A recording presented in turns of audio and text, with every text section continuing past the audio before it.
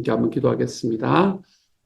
사랑하는 하나님, 우리에게 생명을 주시는 분이 내 하나님이 되어주시니 감사합니다. 주님, 우리가 살아가는 과정 속에 내가 내 삶을 책임질 수 없지만 주님께서 우리에게 내가 너의 삶을 책임져 주마 이야기해 주시니 감사합니다.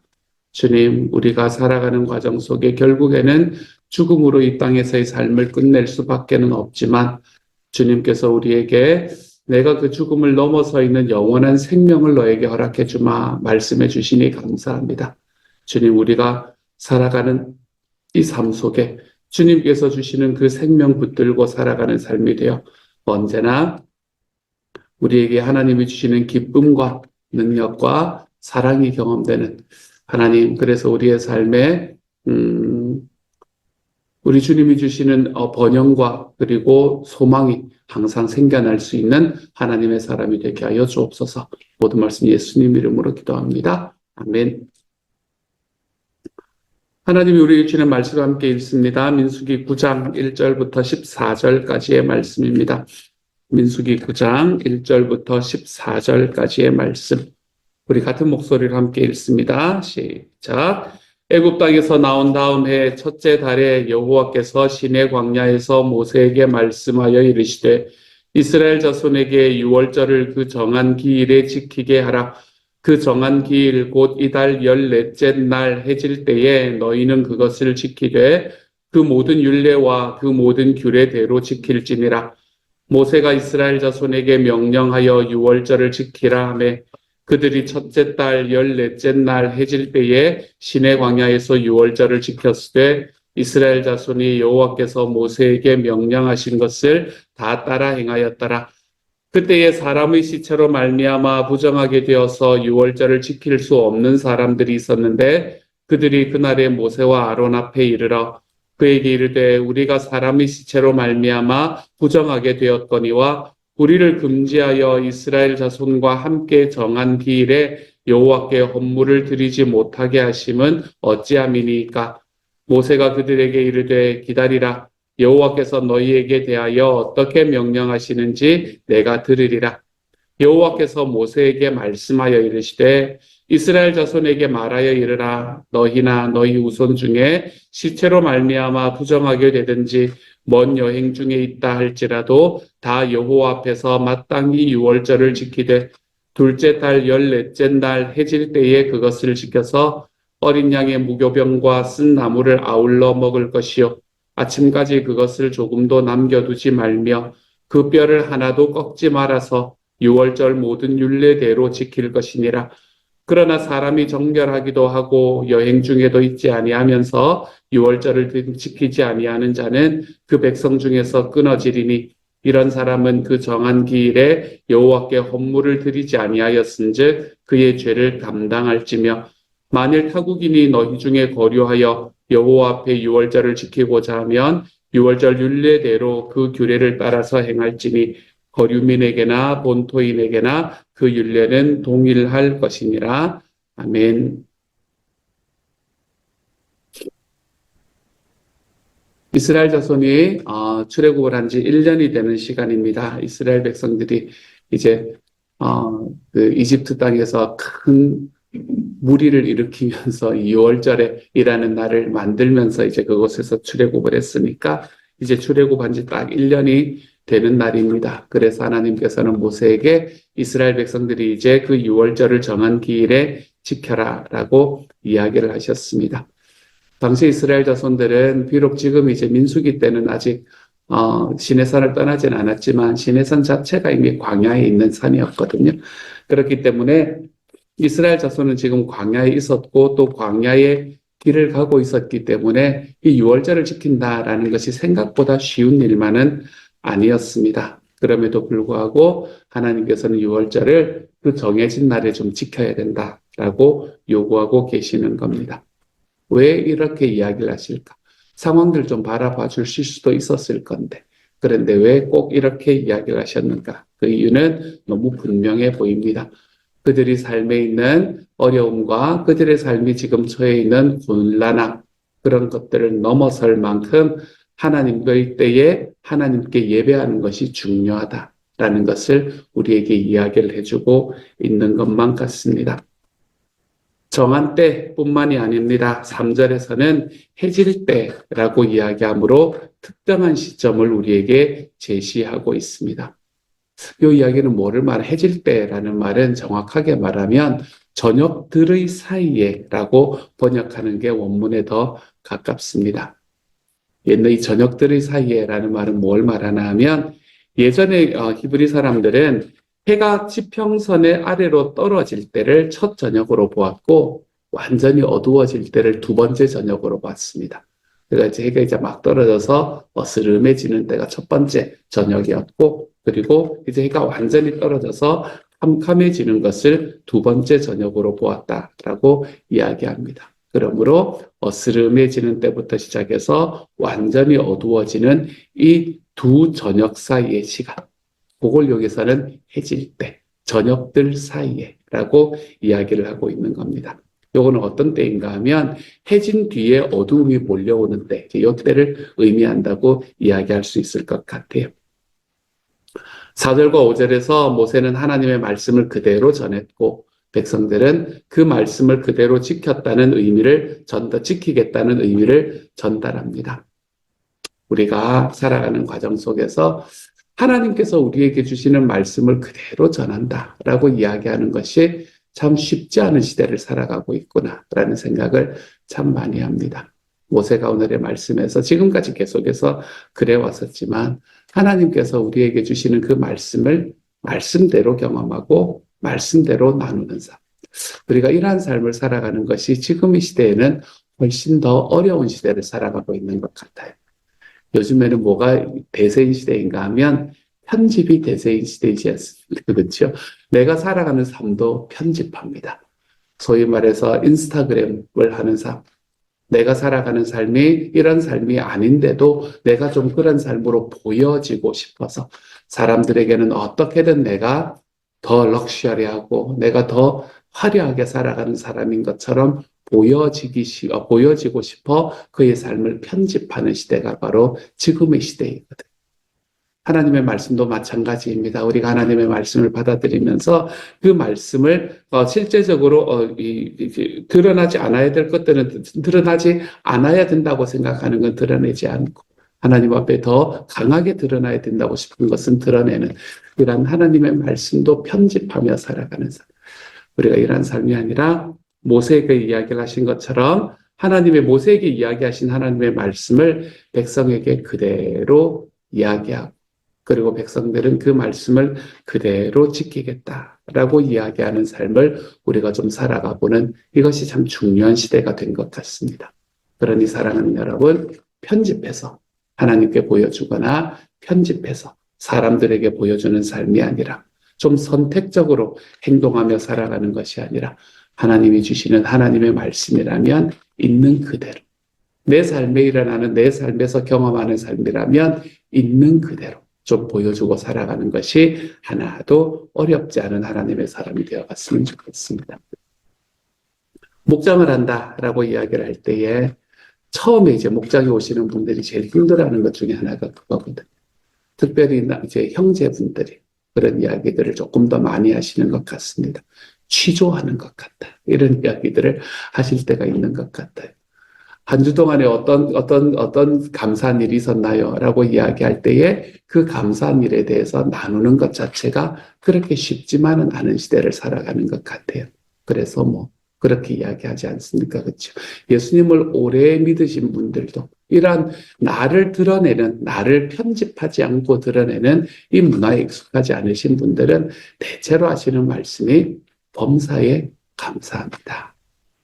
그 말은 뭘 말하나 하면 사실은 아무것도 별로 감사한 게 생각나는 게 없습니다. 감사하지 않는 건 아닐 거예요. 그렇죠? 근데 감사한 게 생각나는 게 없습니다. 라는 말하고 똑같은 이야기가 되는 거예요. 다 감사합니다. 이 말은 내가 하나도 감사한 게 없습니다. 기억이 나지를 않습니다. 라는 이야기하고 똑같은 말이니까요. 우리가 내 인생을 편집하여서 보여주는 게 너무나 익숙한 삶을 살다가 내 삶을 편집하지 않고 있는 그대로 보여주고 그것을 말하고 그리고 그것이 있는 그대로 품겨지고 안겨지고 그리고 그 안에서 이야기가 들려지는 것이 어떤 분들에게는 너무 감동적인 이야기고 어떤 분들에게는 좀 불편한 이야기이기도 한 게 이 목적인 것 같아요. 하지만 우리는 하나님 앞에서 우리의 인생을 편집하여 보여주는 것이 아니라 내 삶을 있는 그대로 사람들과 하나님 앞에 내어놓고 살아가는 그 길을 걸어갈 때 우리는 하나님 앞에 우리 주님이 주시는 그 하나님의 솔직함과 은혜 안으로 한 걸음 더 걸어가 볼 수 있게 되는 겁니다. 그때 우리가 더 풍성해질 수 있게 되는 거예요. 오늘 모세는 백성들에게 말씀을 뭐 하지 않았나 하면 편집해서 이야기하지 않았습니다. 그리고 백성들은 자기의 삶을 편집해서 모세에게 보여주지 않았어요.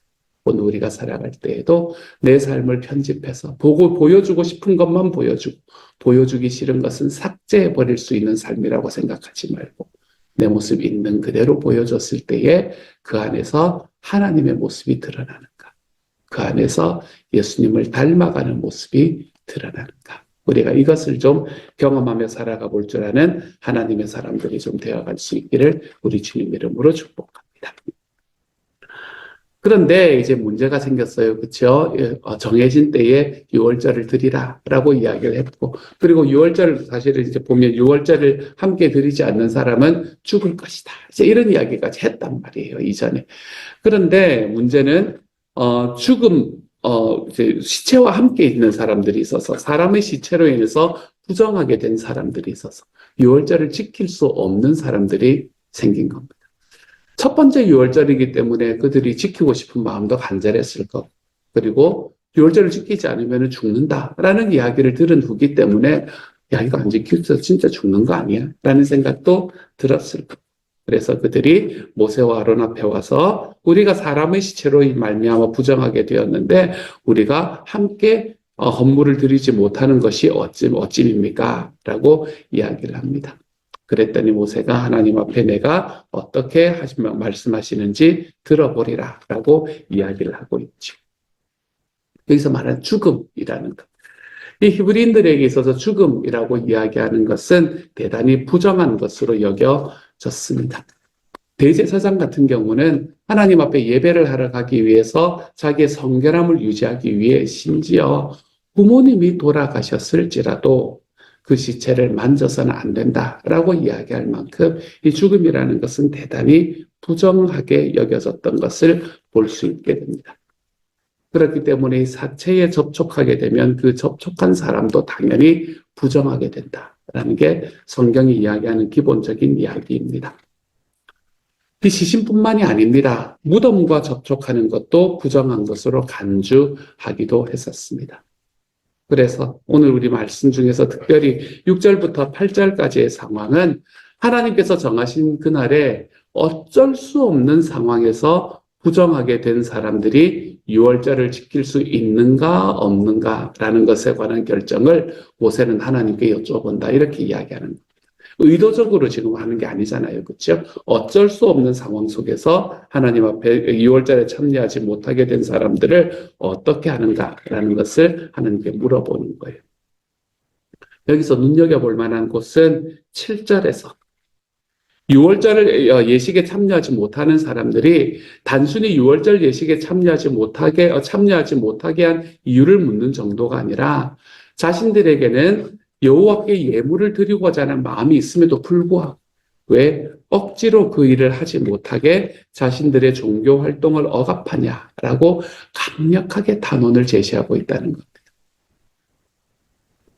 즉 본문은 불평하고 원망하는 사람들, 이런 사람들, 우리가 왜 여기에 참석하지 못하게 합니까? 라고 불평하고 원망하는 사람들을 이야기했다기보다는 자신들도 하나님의 유월절 예물을 드릴 수 있게 해달라는 단언에 가까운 이야기입니다. 불평이 아니라 우리를 왜 못하게 해요? 이게 아니라 우리도 할 수 있게 해주십시오. 라는 단언에 가깝죠.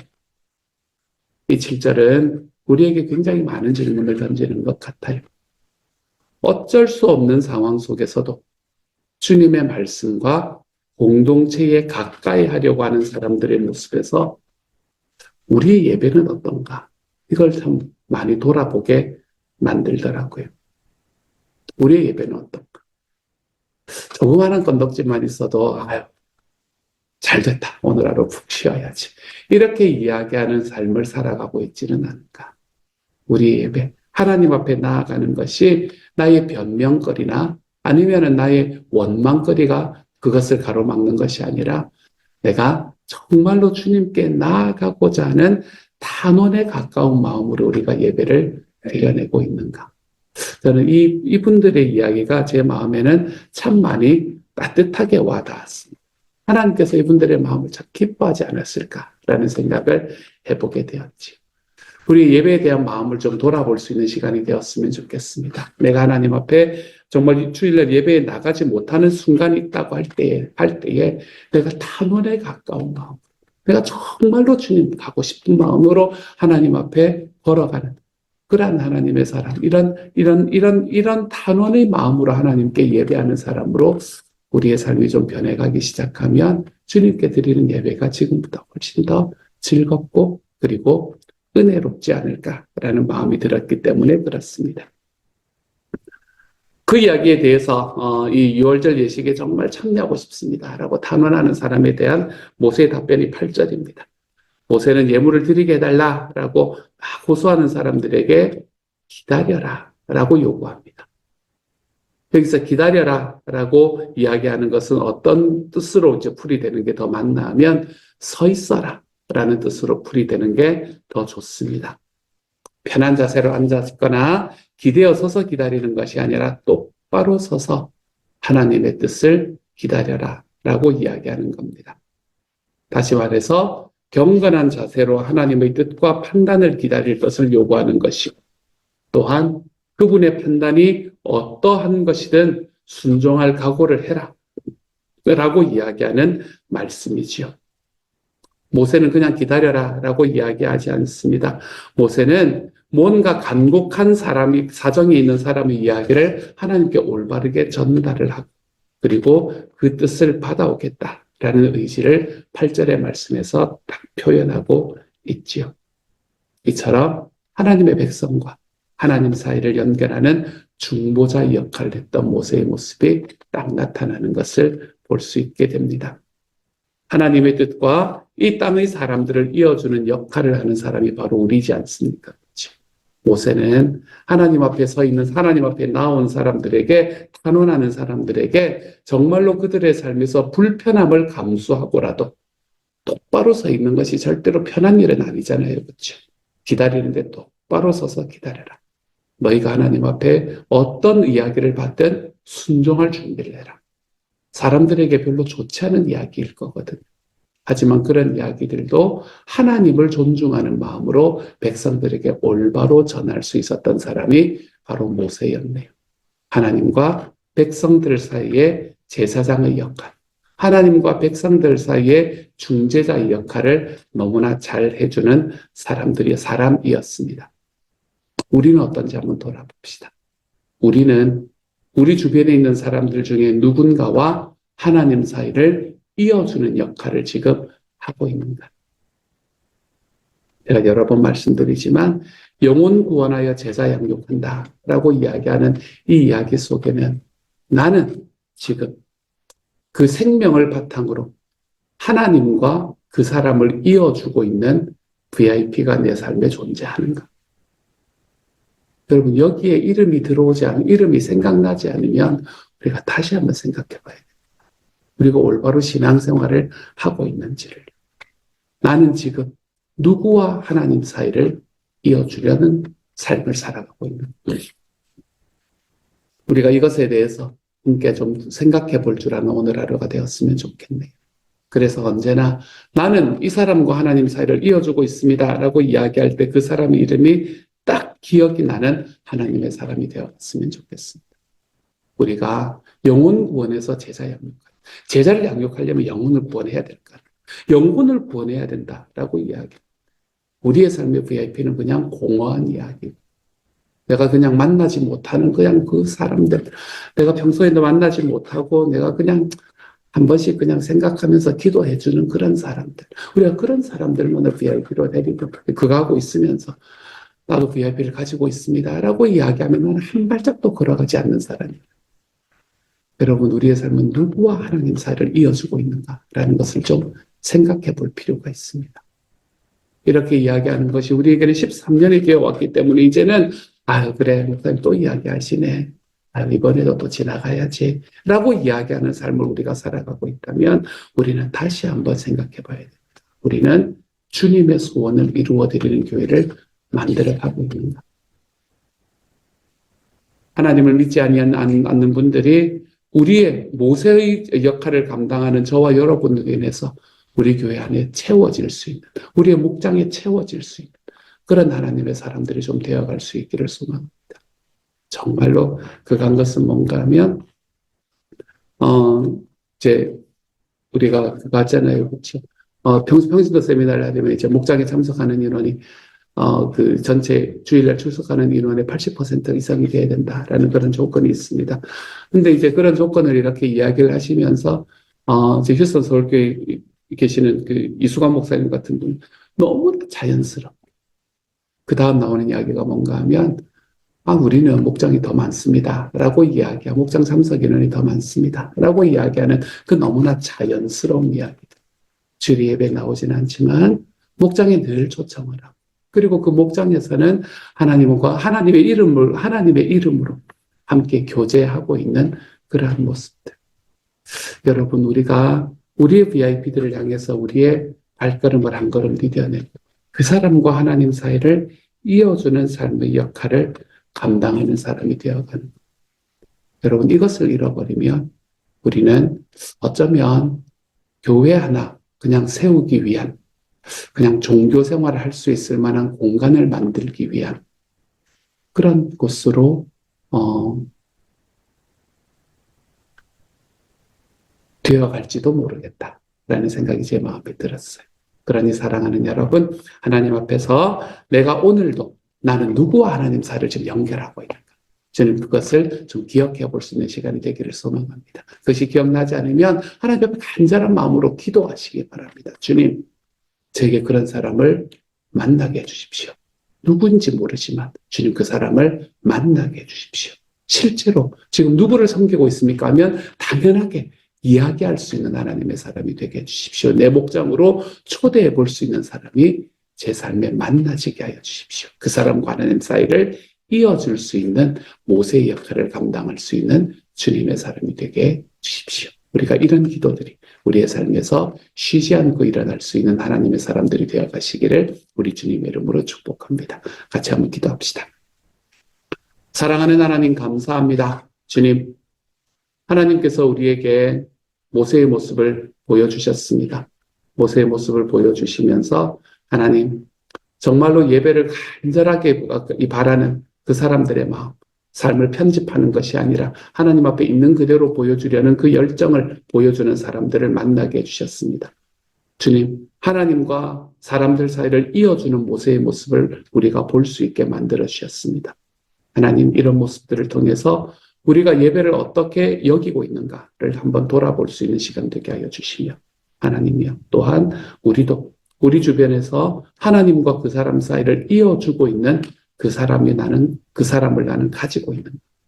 나는 그 길을 한 걸음 걸어가고 있는가? 거기에 우리의 삶을 좀 들여보고 있는가?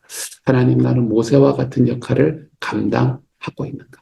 질문하게 하여 주십시오. 그러한 삶을 살아가 볼 수 있게 하여 주십시오. 그래서 우리 교회가 그렇게 살아가는 사람들이 우리 안에서 함께 있음으로 인해 주님, 영혼 구원하여 제자 양육하는 하나님의 사람들이 되도록 주님께서 도와주십시오. 모든 말씀 우리 주님 예수님 이름으로 기도합니다. 아멘.